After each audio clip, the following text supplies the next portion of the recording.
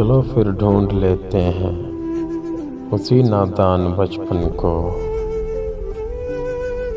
उन्हीं मासूम खुशियों को,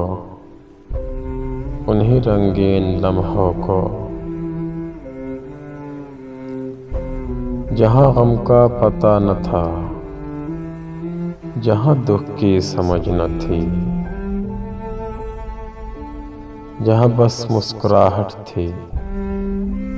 बहारें ही बहारें थी,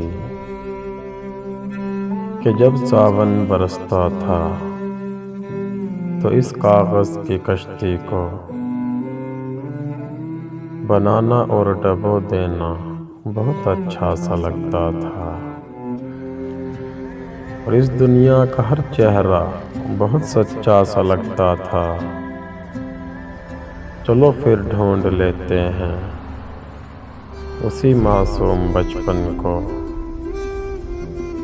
चलो फिर ढूंढ लेते हैं